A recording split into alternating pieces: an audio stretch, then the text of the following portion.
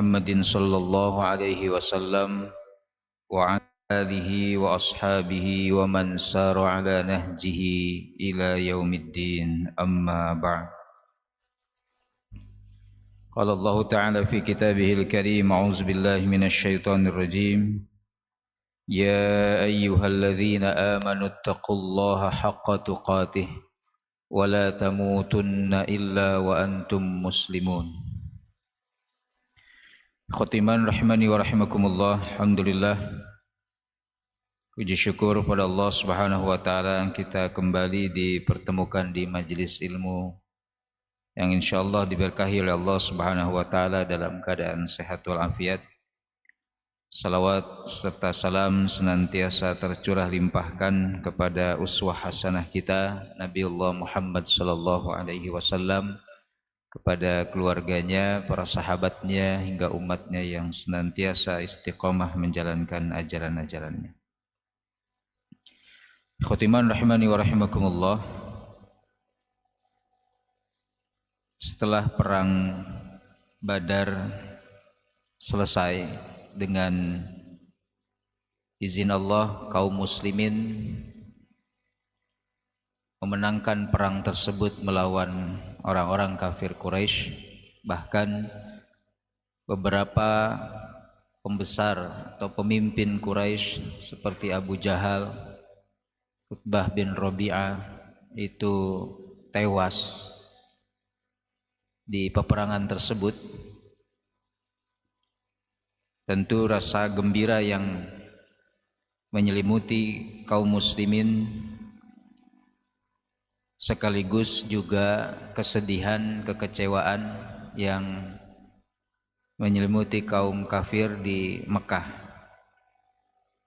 Tapi di tengah kemenangan tersebut ada saja upaya-upaya yang dilakukan oleh orang-orang munafik di kota Madinah untuk menghasut Nabi SAW dan kaum muslimin, karena ketidaksukaan mereka umat Islam menang. Orang-orang munafik ini sebenarnya di dalam hati mereka berharap sekali Nabi dan kaum muslimin itu kalah. Harusnya kalah, ya, karena secara jumlah, secara logistik peperangan gitu ya, persenjataan seperti itu Nabi dan kaum muslimin jauh sekali dengan orang-orang Quraisy. Orang Quraisy memang niat banget untuk memerangi Nabi. Masih ada dendam yang belum tuntas karena karena Nabi itu kan ketika hijrah lolos gitu ya Pak, dari kepungan orang-orang Quraisy, yang padahal target mereka saat itu yang tertinggi yaitu membunuh Nabi Muhammad SAW. Tapi itu lolos. Jadi ada semacam dendam yang belum tuntas yang ingin mereka ampiaskan kepada Nabi SAW. Abdullah bin Ubay, seorang penduduk asli Madinah tetapi seorang yang munafik, pertama menghembuskan hasutan bahwa Utsman bin Affan radhiyallahu anhu tidak pantas, tidak layak mendapatkan harta rampasan perang atau ghanimah karena Utsman tidak ikut perang Badar. Harta ghanimah itu kan halal dan kewenangan Nabi untuk membagi. Kedapat harta rampasan perang itu Nabi bagikan itu kepada para janda yang ditinggal oleh suaminya karena gugur, karena syahid di medan pertempuran Badar. Kemudian kepada kaum du'afa, ya, termasuk kepada mereka yang ikut perang, ada bagian lah, ada haknya. Tetapi Utsman ini mendapatkan bagian itu, padahal Utsman tidak ikut. Ya, dihembuskanlah fitnah kepada Nabi, kepada Utsman oleh Abdullah bin Ubay dengan fitnahan, ini karena Utsman adalah menantunya Rasulullah SAW, sehingga dapat bagian. Padahal Utsman tidak, sebenarnya Utsman sudah mau ikut, sudah siap, kuda perangnya sudah siap, unta terbaik beliau sudah infakkan untuk perang itu, beliau sudah pakai baju perang, baju besi, tapi oleh Nabi. Jadi Nabi sendiri yang melarang, sebab istri Utsman saat itu yang merupakan putri Nabi juga yang bernama Ruqayyah radhiyallahu anha itu sedang sakit keras lah, sakit parah gitu, yang perlu pendampingan. Sehingga Nabi mengatakan kepada Utsman, tinggallah kamu di Madinah ini, rawat istrimu karena jihadmu saat ini adalah merawat istrimu. Nah, Utsman sami'na wa ta'na. Ya, jadi para sahabat tuh mengklarifikasi kepada Abdullah bin Ubay, bahkan marah, jangan kamu sebarluaskan lagi fitnah seperti ini, karena jelas. Yang kedua, memfitnah, menghasut Nabi SAW mulai hidup mewah, bermewah-mewahan menggunakan harta rampasan perang. Tapi Abdullah bin Ubay punya cara yang licik. Abdullah bin Ubay membelikan dulu permadani yang mahal, yang indah, lalu menyuruh seorang wanita muslimah untuk menghadiahkan kepada Aisyah radhiyallahu anha. Jadi dimodalin dulu sama Abdullah bin Ubay. Ini kasihkan ke Aisyah istri Nabi, ya, karena aku lihat Nabi tidurnya hanya beralaskan tikar. Ya, kalau menghadap kanan nanti pas bangun berbekas tikar itu di pipi kanan beliau. Nanti kalau menghadap ke kiri berbekas di sebelah kiri. Tapi tujuan utamanya adalah ya menghasut Nabi, supaya nanti kaum muslimin terprovokasi ngecek langsung gitu, betul nggak Nabi punya perabot rumah tangga yang mewah gitu ya, seperti yang hasut oleh Abdullah bin Ubay. Dibelikan dulu. Ketika seorang wanita muslimah ini membawa permadani dari Abdullah bin Ubay, diserahkan kepada Aisyah. Aisyah dengan kepolosannya saat itu, ya namanya juga orang ngasih, orang infak lah gitu ya, ngasih karena sayang kepada Nabi. Melihat Nabi tidurnya sekelas Nabi tidurnya masih beralaskan tikar yang dari pelepah kurma. Diterima oleh Aisyah. Nabi pulang melihat ada permadani bagus, ditanya oleh Nabi, dari mana ini Aisyah? Tadi ada seorang ibu gitu yang memberikan ini karena tidak tega melihat engkau tidur terus-terusan beralaskan tikar. Kata Nabi, ini bukan hak kita, kembalikan. Nabi sudah tahu itu. Ya, Jibril memberitahu melalui wahyunya bahwa ada upaya untuk memfitnah Nabi dan keluarga. Dikembalikanlah oleh Aisyah. Yang kemudian terpancing itu untuk ngecek itu ternyata Umar bin Khattab. Apa benar Nabi punya barang mewah di rumahnya hasil dari harta rampasan perang? Akhirnya didatangi oleh Umar, dicek betul.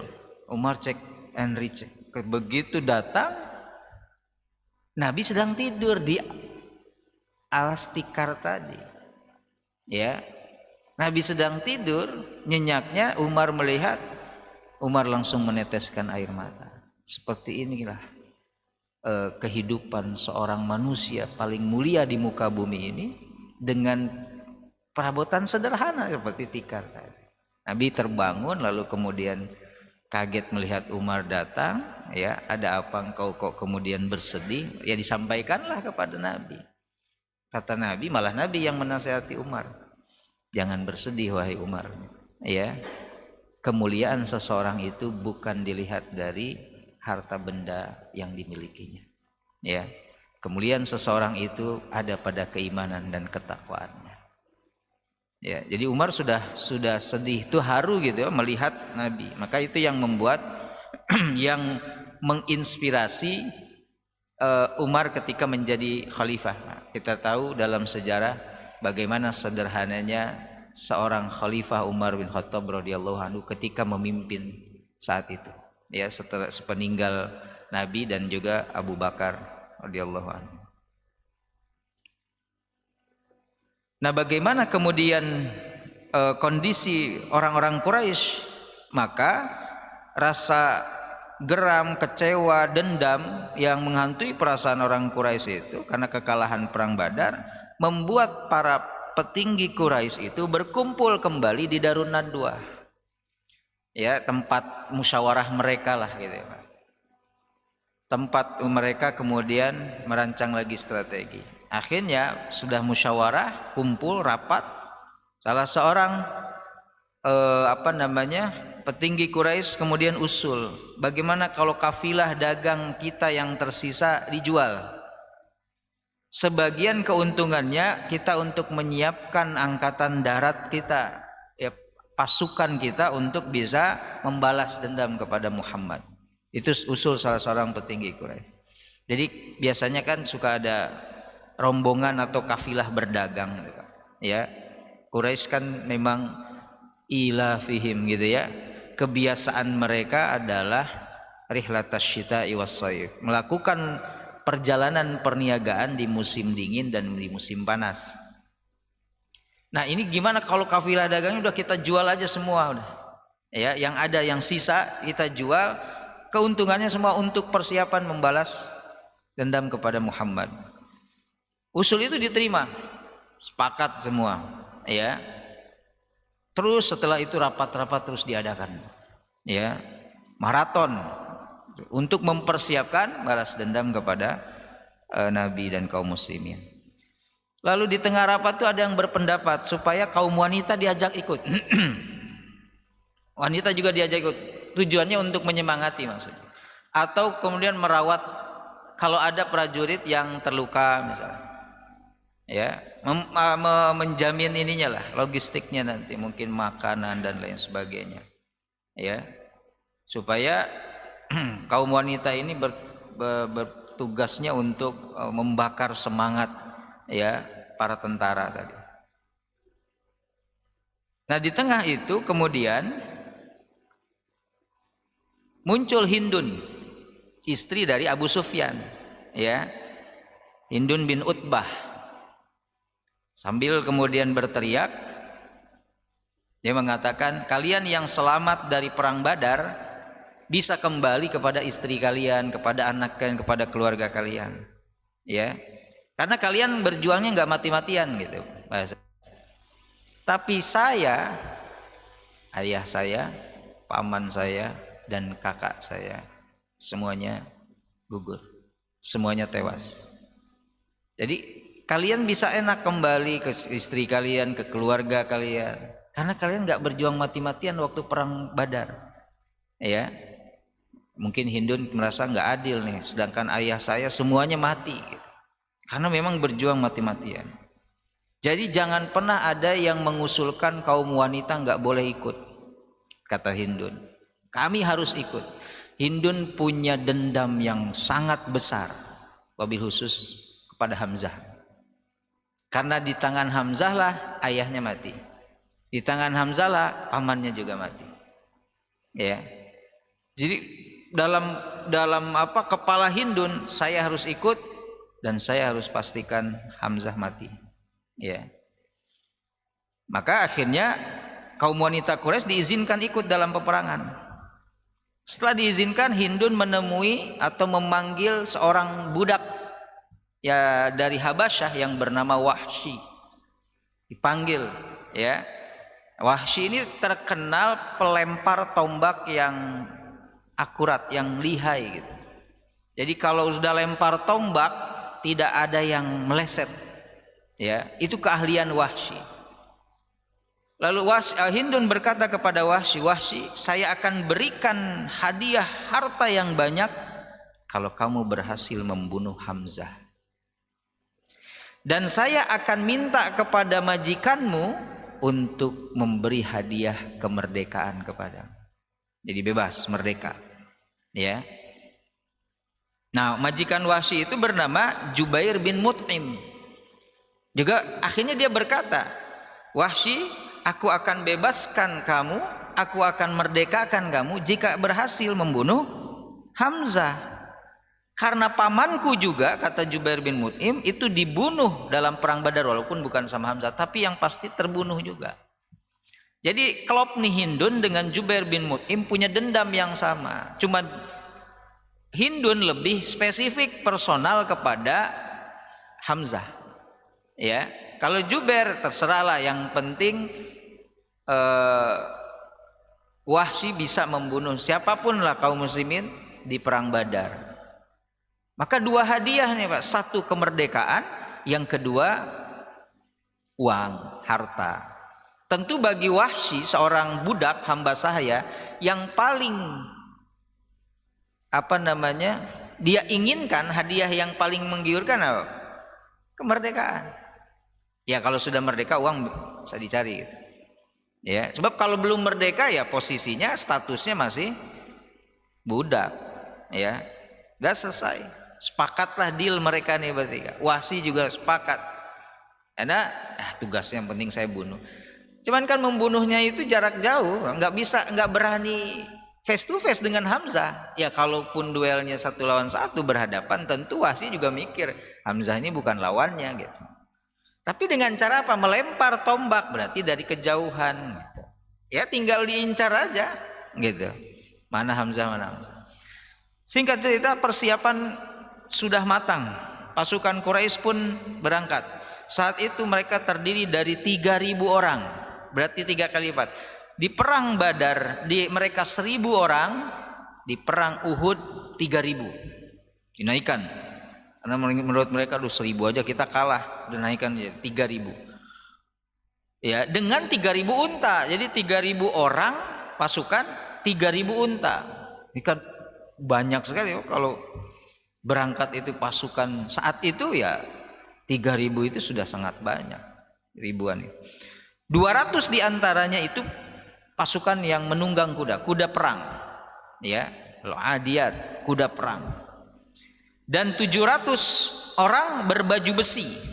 Oh ini lebih lengkap lagi, ya, memang sudah berniat untuk balas dendam.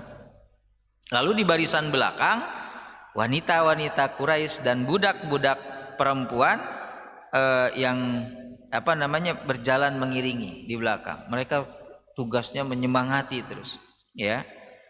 Dan di tengah-tengah barisan wanita itu Hindun sebagai ketuanya. Ya, Hindun yang berteriak. Bahkan Hindun mengatakan, kalau kita belum menang, maksudnya kalau kita belum menang atau kalau kita sampai kalah, wahai para wanita, kamu jangan mau didekati oleh suami-suamimu. Jadi semacam ada persyaratan, dia harus menang. Kalau kalah, jangan mau dideketin sama suami-suami. Ya, dan kami bersumpah saya tidak akan didekati oleh suami saya Abu Sufyan sampai saya menjinjing kepala Hamzah. Itu janji seorang Hindun saat itu, saking dendamnya kepada Hamzah, ya. Nah, di depan seperti biasa Abu Sufyan yang memegang komando, ya. Jadi perempuannya dipimpin oleh istrinya yaitu Hindun, di depan oleh Abu Sufyan. Lalu dipecah, ada 2 kavaleri, 2 pasukan berkuda. Yang satu dipimpin Khalid bin Walid, yang satunya dipimpin oleh Iklimah bin Abu Jahal. Ya, jadi sisi kiri dan kanan. Sisi kiri oleh Khalid bin Walid, ya, dipimpin kavaleri pasukan berkuda ini, yang satu lagi oleh Iklimah bin Abu Jahal, anak dari Abu Jahal. Sesampainya mereka di dusun Abwa, Bapak Ibu kalau dengar Abwa ini pasti teringat seseorang, ya. Siapa Pak Bu?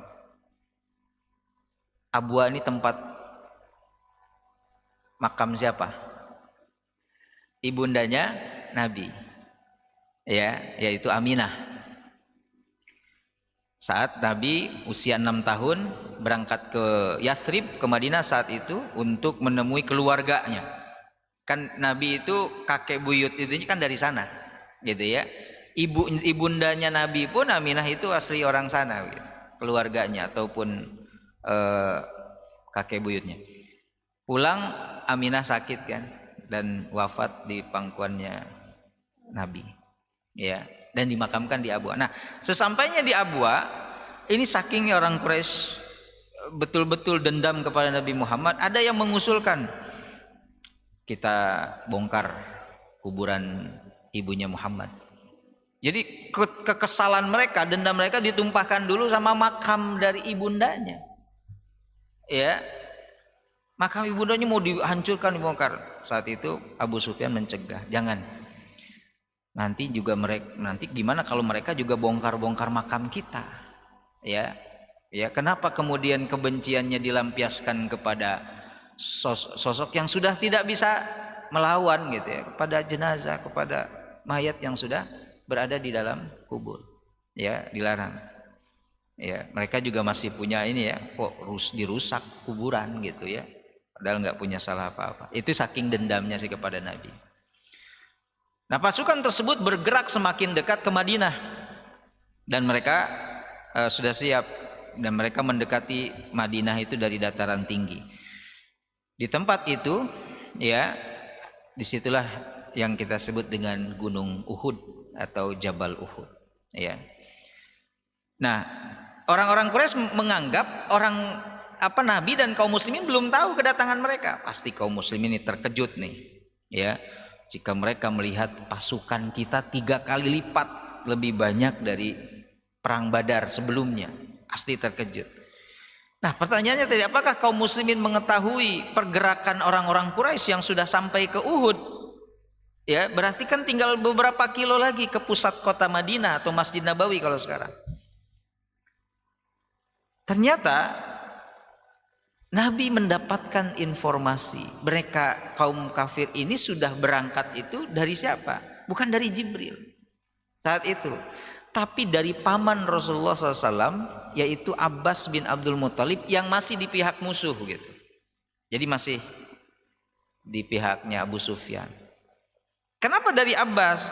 Abbas itu saat perang Badar, Bapak Ibu, jadi tawanan perang.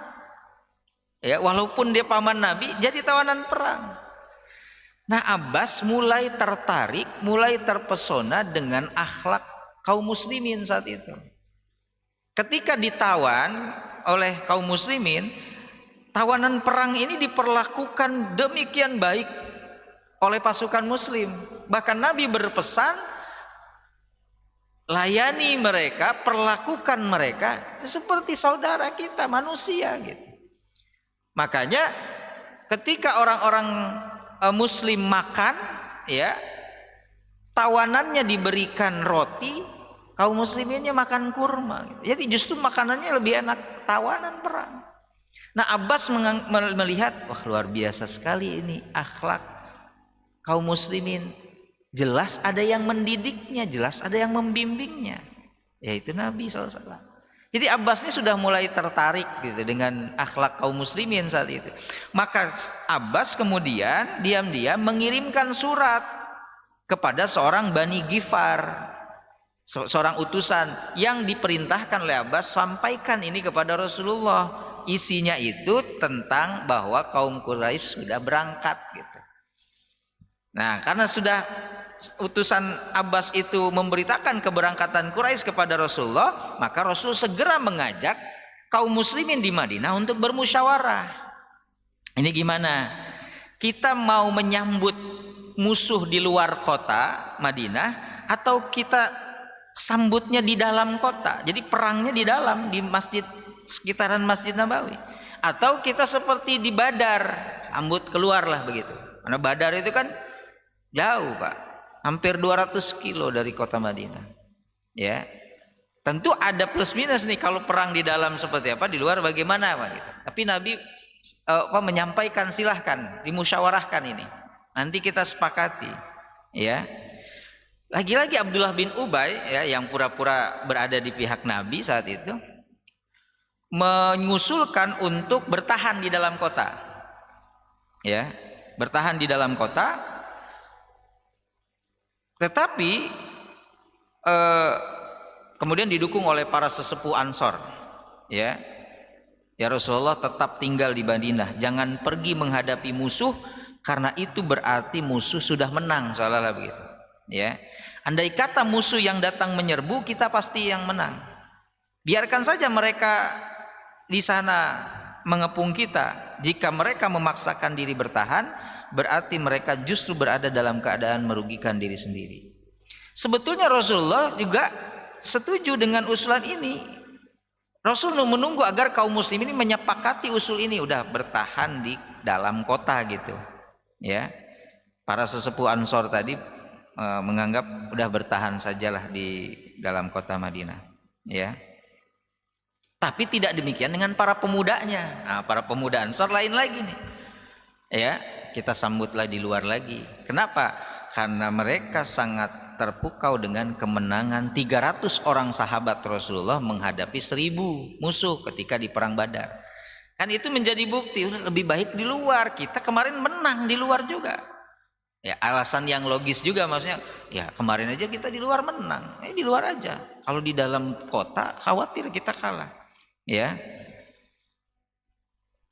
Akan tetapi walaupun Rasulullah cenderung dengan pendapat para sesepuh Ansor, tapi Rasulullah SAW juga mengetahui bahwa apabila mereka bertahan di dalam kota, apa yang mungkin terjadi? Pengkhianatan orang-orang munafik atau orang Yahudi.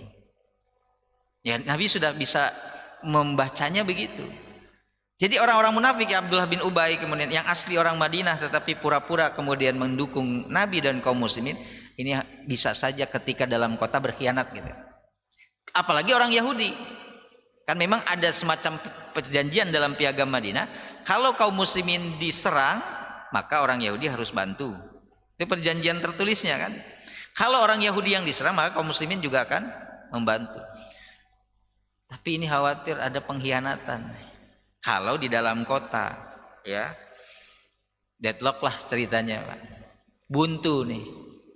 Ya, tiba-tiba berkumandang azan oleh Bilal, ya Pak. Karena pada saat itu hari Jumat, perangnya musyawarahnya itu. Udah akhirnya sholat Jumat dulu, kemudian setelah sholat Jumat rapat dilanjutkan. Lalu ada seorang bernama Sa'ad bin Khaythamah. Ia berkata, datang kepada Nabi, ya Rasulullah, semoga Allah menganugerahkan kemenangan kepada kita atau kesyahidan, atau kita mati syahid. Dalam perang Badar itu ya Rasulullah, saya sangat mendambakan mati syahid. Kata Sa'ad bin Khaythamah, saya sangat merindukan syahid, tapi yang dapat anak saya. Ya, justru anak saya yang mendapatkannya. Dan tadi malam saya bermimpi didatangi anak saya, sambil anak saya berkata, ayah, susul kami ke surga. Kami telah membuktikan kebenaran janji Allah Subhanahu wa taala tentang mati syahid. Jadi ya anaknya Sa'ad bin Khaythamah yang syahid di perang Badar itu, ya, saat itu mimpi didatangi oleh anaknya. Anaknya kemudian ngajak, susul ayah, yuk, ya kita kumpul di surga. Jadi ya Rasulullah, saya rindu bertemu dengan anak saya di dalam surga, dan saya sudah tua ya Rasulullah. Saya ingin segera bertemu Allah. Jadi kata-kata Sa'ad bin Khaythamah ini makin menguatkan kaum muslim untuk menyongsong musuh di luar, ya. Tapi kata Rasulullah, saya khawatir kita akan kalah kalau pergi ke luar kota, gitu ya. Dan Rasulullah pun, tapi suara terbanyak saat itu akhirnya dimenangkan oleh menyongsong musuh di luar. Suara terbanyak. Akhirnya Rasulullah pun segera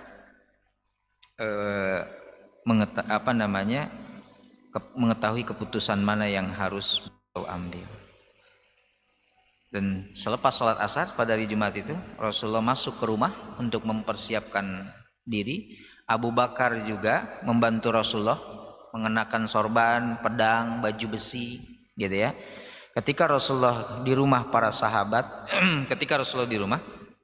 ya, para sahabat di luar, ya, yang masih berpendapat udahlah lebih baik bertahan di dalam kota, ya. Ada yang kemudian lebih baik menyongsong di luar kota, ya. Lalu ada seseorang yang mengatakan, tuan-tuan mengetahui, Anda semua mengetahui Rasulullah berpendapatnya mau bertahan dalam kota, tapi Anda ini berpendapat lain dan memaksa beliau untuk bertempur di luar. Padahal lihat Rasulullah tuh memang agak enggan melaksanakan strategi itu. Sudahlah, serahkan saja keputusan ini ke tangan beliau. Apa yang diperintahkan kepada kita, jalani, laksanakan. Ya. Akhirnya mendengar kata-kata itu, sikap para pemuda Ansor ini agak melunak. Mereka sadar bahwa mereka tuh seolah sudah menentang Rasulullah. Karena bisa jadi keinginan Rasulullah untuk perang di dalam kota itu perintah wahyu. Yang bisa jadi gitu. Tapi kan waktu itu para pemuda Ansor seperti mendesak Nabi udah di luar dengan apa pertimbangan kita dulu juga di luar menang. Kita menang lagi lah kalau sekarang di luar juga, ya. Akhirnya salah seorang utusan pemuda Ansor ini menemui Rasulullah, bukan kami bermaksud hendak menentang engkau ya Rasulullah. Sekarang lakukan apa saja yang engkau putuskan. Kami akan sami'na wa ata'na bahasanya. Ya. Ya, kami tahu mungkin saja tadi engkau berkehendak di dalam itu adalah berasal dari Allah Subhanahu wa taala. Maka Nabi justru menjawab, tidak layak bagi seorang nabi yang apabila sudah mengenakan pakaian besinya lalu menanggalkannya kembali sebelum Allah memberikan putusan antara dirinya dan musuhnya. Ya. Nabi justru mengatakan dan menguatkan, atas ketabahan hati kita kemenangan akan berada di tangan kita. Ya. Maka demikian Rasulullah selalu memegang keputusan hasil musyawarah. Ya, Rasul kan tadi sudah suara terbanyak di luar. Ya, tapi orang-orang Ansor, ya, pemuda Ansor ini meralat dari Rasulullah, kalau memang maunya di dalam, kami sami'na wa ata'na. Kami maaf sudah mendesak-desak, sudah seolah menentang keputusanmu. Tapi Nabi pantang seorang nabi kalau sudah membuat keputusan, bahkan sudah pakai baju besinya untuk kemudian melepas lagi baju besi. Ya. Maka Rasulullah dan kaum muslimin pun berangkat ke Uhud dipimpin langsung oleh Rasulullah SAW. Ya. Nah, di satu tempat bernama Syaikhan, Nabi berhenti, dilihatnya dari kejauhan. Di atas pasukan tentara yang belum dikenal, mereka mengatakan, siapa itu, lawan atau kawan, kata Nabi. Ada pasukan gitu datang. Maka seseorang memberitahu, ya Rasulullah, itu orang-orang Yahudi, sekutunya Abdullah bin Ubay. Ya, jadi sekutunya Abdullah bin Ubay, ya, bersekutu dengan orang Yahudi. Lalu Rasul bersabda, jangan meminta pertolongan orang-orang kafir dalam melawan orang-orang musyrik sebelum mereka masuk Islam. Ya. Maka Rasulullah memerintahkan pasukan Yahudi saat itu untuk pulang aja lah ke Madinah. Ya. Nah, sebelum pulang, orang-orang Yahudi itu kemudian ngadu kan kepada Abdullah bin Ubay. Ya. Abdullah bin Ubay, kita malah disuruh pulang sama Nabi Muhammad ini. Maka kata Abdullah bin Ubay, saya sudah menasehati Muhammad. Itu bahasa. Saya sudah nasihati Muhammad untuk tetap perang di dalam kota. Ya. Tapi ya dia malah memilih menyambut musuh di luar, ya. Maka Abdullah bin Ubay sebenarnya senang sekali mendengar pendapat itu. Kan tadi ya, Abdullah bin Ubay senang, memang betul. Ya. Kalau di dalam kota Abdullah bin Ubay sudah merancang pengkhianatan, tapi kalau di luar kota Abdullah bin Ubay memilih nggak ikut. Jadi sebenarnya ini orang dua-duanya juga pendapat dua-duanya, ya, mau di luar mau di dalam juga emang nggak dukung. Ya, orang munafik memang nggak dukung Nabi. Ya. Akhirnya dihasut nih orang Yahudi oleh Abdullah bin Ubay. Maka terjadilah pengkhianatan itu, yaitu 300 orang pasukan Yahudi putar balik arah lagi ke Madinah. Makanya kalau Bapak Ibu ke Uhud, ada dinding tembok yang membuat peta perjalanan kaum muslimin di perang Uhud. Maka di situ ada tuh di lokasi itu semacam peta gitu. Di lokasi ini 300 orang Yahudi, ya sebenarnya munafik yang dihasut oleh Abdullah bin Ubay, itu balik arah. Bayangan dari 1.300 putar balik. 700 sisanya harus lawan 3.000. Ini secara angka aja, secara jumlah pasukan. Tentu kan bukan pertempuran yang seimbang, Pak. Kalau 3.000 lawan 700, gitu ya. Ya seolah-olah 7 lawan 4 gitu. Satu orang lawan 4. Kan nggak mungkin menang kalau secara jumlah. Maka balik lagi, maka tinggallah 700 orang sahabat yang melanjutkan perjalanan ke Gunung Uhud. Nabi hanya berwasiat, menasihati, bersabarlah, ya. Saat itu pasukan muslimin sebenarnya sangat membutuhkan kuda, ya. Tapi Abdullah bin Ubay, yaitu tadi, banyak dari 300 Yahudi ini punya kuda perang.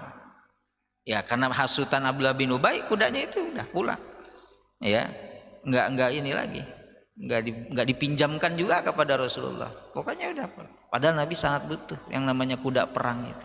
Ya, maka ya sudah berangkat 700. Mereka semakin dekat ke Uhud, ya.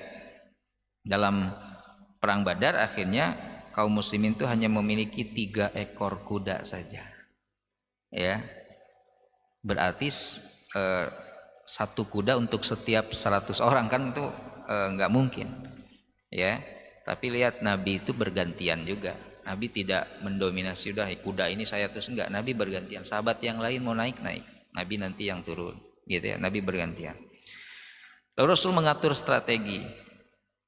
Beliau menempatkan 50 pemanah di lereng gunung yang nanti kita sebut Jabal Rumat, ya, bukit pemanah.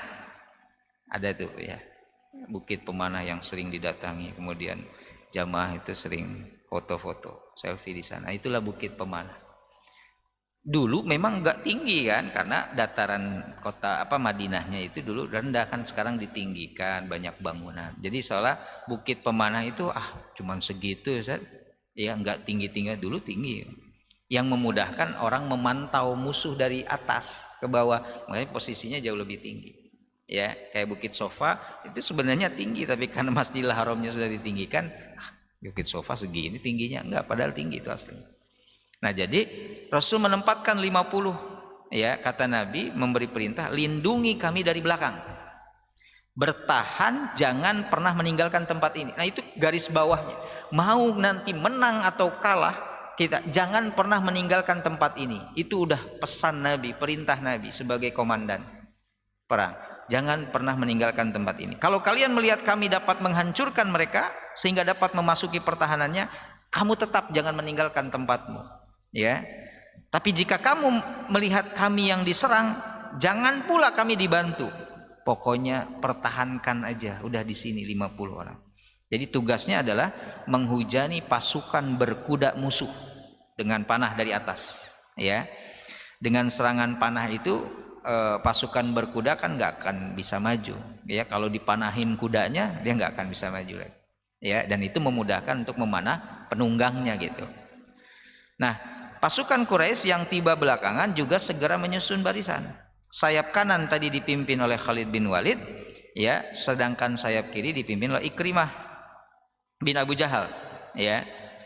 Nah, pasukan utama dipimpin oleh Abu Sufyan, yang benderanya itu dipegang oleh Abdul Uzza, Tolhah bin Abi Tolhah, ya. Lalu wanita-wanita Quraisynya pakai rebana, gitu. Jadi supporter untuk menyemangati, ya, pasukan Quraisy saat itu, ya. Kedua belah pihak akhirnya sudah siap bertempur, masing-masing sudah menyiapkan seluruh kekuatan terbaiknya, ya, untuk menghadapi lawan. Lalu Rasulullah SAW berpidato di hadapan pasukannya dan memberi semangat dalam menghadapi pertempuran. Beliau berjanji bahwa pasukannya akan mendapatkan kemenangan asalkan mereka sabar, asalkan mereka teguh, tabah, gitu ya. Beliau kemudian mencabut sebilah pedang dan mengacungkannya, lalu bertanya, siapa yang sanggup memegang pedang ini agar diperlakukan sesuai dengan tugasnya. Nah, akhirnya beberapa orang tampil, tetapi pedang itu tidak pula diberikan Rasulullah. Siapa kemudian kiranya pendekar muslim yang mendapat kehormatan menggunakan pedang Rasulullah? Yaitu Abu Dujana, ya. Abu Dujana, Simak bin Kharashah, itu dari Bani Sa'idah. Dia bertanya, apa tugasnya ya Rasulullah? Tugasnya adalah menghantamkan pedang ini kepada semua musuh sampai bengkok pedangnya. gitu kan, pedang Nabi. Lalu Abu Dujanah menyanggupi dan Rasulullah pun memberikan kepada Abu Dujanah, ya. Nah, Abu Dujanah kemudian sudah siap bertempur, ya. Cirinya Abu Dujanah mengeluarkan pita merah. Jadi kalau sudah mengeluarkan pita merah, para sahabat mengatakan, lihat Abu Dujanah sudah mengeluarkan pita mautnya. Itu udah tanda Abu Dujanah sudah siap berperang, ya. Lalu kemudian bin Abdul Muthalib diatur oleh Nabi untuk berada di barisan terdepan, didampingi oleh Abu Dujanah tadi, Ali bin Abi Thalib, Sa'ad bin Abi Waqqas, Umar bin Khattab, dan juga Abu Ubaidah bin Jarrah, ya. Orang pertama yang memulai pertempuran itu namanya Abu Amir Abdul Hamid, ya, bin Saifi al-Ausi, ya, dari suku Aus, Madinah, ya. Tapi sengaja pindah dari Madinah ke Mekah untuk berkhianat. Jadi dia ini sebenarnya orang Aus, Madinah, suku Aus, tapi lebih memilih pindah menjadi seorang kafir, lalu kemudian berangkat ke Mekah dan berada di pihak musuh, ya. Karena waktu itu ya tidak ikut dalam perang Badar, ya. Nah, kemudian singkat cerita peperangan pun pecah, ya.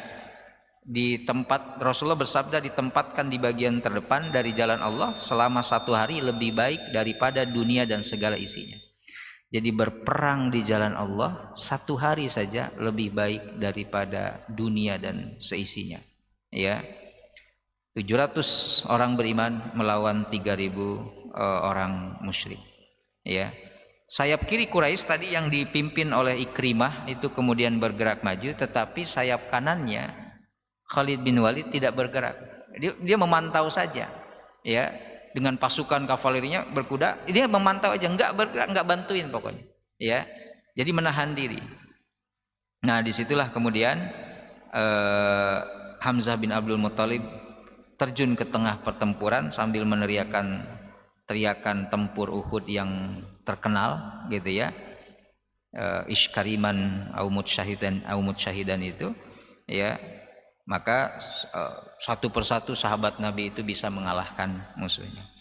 Nah, nampaknya kemenangan ini akan berulang saat itu. Ya, sudah di depan mata, karena kaum kafir itu lagi-lagi terdesak dengan 700 orang pasukan muslim ini, Pak, ya. Nah, di tengah itu kemudian tadi Wahsy tadi, ya. Wahsy, Hindun sudah melihat itu Hamzah, lalu Wahsy dipanggil, Wahsy, kamu kan kenal Hamzah mana? Ya sudah, jalankan tugasmu. Maka Wahsy mengendap-endap, ya, mencari posisi tepat untuk menombak Hamzah bin Abdul Muthalib, ya. Maka di kemudian hari itu Wahsy kan ya bertaubat lah, gitu ya. Bertaubat, menyesali, tapi kemudian Nabi mengatakan, aku terima taubatmu, aku terima penyesalanmu, tapi jangan pernah tampakkan wajahmu lagi di hadapanku. Jadi Nabi nggak mau lihat Wahsy, tapi Nabi terima, ya, penyesalannya, pertaubatannya, tapi jangan memperlihatkanlah, ya, wajahmu lagi di depanku. Akhirnya Wahsy berhasil menombak Hamzah, dan Hamzah pun syahid, ya, terkapar. Ketika perang itu mau usai, walaupun Hamzah kemudian sudah gugur, ya, mulai terjadi kekacauan ketika kaum muslimin yang merasa sudah menang itu fokus ke harta rampasan perang. Kan kocar kacir tuh musuh. Akhirnya meninggalkan kudanya, meninggalkan pedangnya. Harta rampasan perang memang halal, tapi mereka jadi lebih fokus di situ akhirnya. Konsentrasinya udah rebutan. Nah, sedang rebutan begitu, pasukan pemanah dari Jabarumat melihat dari atas, lagi rebutan harta. Kita kalau di sini terus nggak kebagian, nah itulah mulailah tergoda. Kita kalau di atas terus nih nggak akan kebagian, ya. Nah, sedang berebutan begitu, Hindun sudah mendengar kata Wahsy, sudah berhasil, Hamzah sudah mati, sudah terkapar. Hindun datang nyari jasadnya Hamzah. tidak puas ketika melihat Hamzah sudah tidak berdaya, sudah tidak ada ruhnya sama sekali, Hindun dengan sadisnya membelah dada Hamzah, lalu meminum darahnya dan memakan jantungnya mentah-mentah. Ini saking dendamnya Bu ya kepada Hamzah. Nggak cukup, Hamzah itu sudah benar-benar mati ya, sudah terbunuh, tapi kemudian jasadnya dirusak oleh Hindun ya, dibelah, kemudian diminum darahnya dan jantungnya, seperti puas kan, dan sambil dia nari-nari di atas jasadnya Hamzah, sambil menari-nari, berhasil ya, dendam ayah saya, paman saya ya, kakak saya udah berhasil dilampiaskan saat itu juga. Nah, bagaimana dengan kaum muslimin ya, ketika tadi kaum Quraisy sudah terpukul, kaum muslimin fokus kepada harta rampasan perang. Akhirnya para pemanah ini kemudian sebagian turun, tergiur harta ya, mereka akhirnya turun ya. Tapi Abdullah bin Zubair yang menjadi pemimpin itu berpesan, bukankah Rasulullah sudah berpesan jangan tinggalkan tempat ini, sekalipun kami diserang jangan kalian dibantu, sekalipun kami menang jangan turun juga ya. Apa kata seseorang yang udah nggak tahan melihat harta itu, Rasulullah itu tidak menghendaki kita tinggal di sini terus menerus kalau Allah sudah menghancurkan kaum musyrik. Ya kalau udah menang ya sudah, kita nggak apa-apa turun ya. Akhirnya turun sebagian besar pasukan pemanah itu turun untuk mendapatkan harta rampasan perang ya. Nah, ketika kemudian mereka turun, Khalid bin Walid tadi yang nungguin terus, ini masih full tenaga, belum turun mereka, belum berperang, belum kontak fisik karena nunggu situasi. Melihat pasukan pemanah turun, dalam beberapa riwayat tinggal sisa 12 orang dari 50 orang, sisa 12 orang saja termasuk Abdullah bin Zubair. Ini kesempatan, maka Khalid bin Walid datang dari belakang menuju ke Jabal Rumat itu, lalu menyerang 12 sahabat. Ya, lagi-lagi 12 melawan satu kavaleri ini kan tidak seimbang. Kalahlah yang di atas. Naku Khalid bin Walid dengan mudah memanah para sahabat yang sedang rebutan harta. Ya, yang sedang rebutan harta, wah dipanahin. Melihat itu pasukan Quraisy yang tadi sudah dipukul mundur, situasi berubah nih. Ya, kayaknya kaum muslimin yang sekarang kemudian kocar-kacir, balik lagi mereka, Pak. Akhirnya dari atas dikepung oleh pasukan Khalid, lalu orang-orang Quraisy yang masih cukup banyak tersisa kemudian mengepung kaum muslimin. Disitulah salah satunya Nabi terluka, bahkan helm besi Nabi itu penyok, saking kuatnya pukulan dari orang-orang Quraisy. Gigi beliau kan beberapa tanggal ya. Disitulah Nabi diinfokan syahid. Makin goncang kaum muslimin, Pak, ketika Nabi diberitakan Muhammad sudah mati, Muhammad sudah, goncang kaum muslimin. Wah, kalau nabinya sudah meninggal, kalau pemimpinnya sudah syahid, nih gimana kita? Nggak ada semangat. Padahal Nabi saat itu tidak, cuman karena nggak dikenali wajahnya darah semua ya. Ini nggak dikenali, pakai pakaian baju besi itu, baju perang kan juga hampir semuanya begitu, sulit mengenali. Nabi sudah ini penyok gitu. Nah, singkat cerita kan Rasulullah SAW terluka kaum muslimin, maka Rasulullah diselamatkan ya, dan akhirnya peperangan pun berbalik, kemenangan itu menjadi milik orang-orang Quraisy. Penyebab utamanya tidak mentaati perintah Nabi ya. Wabil khusus pasukan pemanah yang tergiur dengan harta rampasan perang ya, mereka kemudian meninggalkan posnya, asik rebutan harta rampasan perang, musuh lagi menyerang, ya sudah tinggal enak, lagi sibuk kan pengen nyari ini, pengen dapet ini, ya udah dari atas para pemanah itu tinggal mengarahkan panahnya kepada kaum muslimin, dan dengan izin Allah itu orang-orang kafir menang ya. Tapi ada sebabnya ketidakpatuhan kaum muslimin, wabil khusus pasukan pemanah kepada Rasulullah SAW. Nah, Bapak Ibu yang dimuliakan oleh Allah Subhanahu Wa Taala, itulah akhir dari perang Uhud, ya, yang dimenangkan oleh orang-orang kafir Quraisy. Kemudian dengan beberapa orang sahabat Nabi yang utama lah gitu ya, gugur, seperti Hamzah, Abdullah bin Jahash. Dan setelah itu jasad Hamzah itu digantung, ya, dengan dada yang terbelah, ya, darah sudah nggak ada, jantungnya sudah nggak ada, ya. Nabi di situ menangis dan tidak menyangka sampai sedemikian orang Quraisy memperlakukan jasad pamannya. Ya, kalau sudah tewas sudah aja gitu, tapi dirusak betul-betul jasadnya oleh Hindun dan juga orang-orang Quraisy, wabil khusus Wahsy tadi yang sudah membunuh Hamzah, ya. Insyaallah kita lanjutkan nanti pasca perang Uhud seperti apa kondisi kaum muslimin, ya, pasca kekalahan di perang Uhud, Rasulullah kemudian juga para sahabat yang lainnya, ya, dan juga bagaimana orang-orang kafir Quraisy dengan kemenangan perang Uhud itu, mereka semakin jumawa gitu ya, semakin merasa di atas angin kepada kaum muslimin, ya, wabil khusus kepada Rasulullah SAW. Insyaallah nanti di pertemuan yang akan datang. Ada pertanyaan? Tidak ada. Baik, khotiman rahmani wa rahimakumullah. Kita cukupkan saja dulu sampai di sini sirah nabawiyah kita.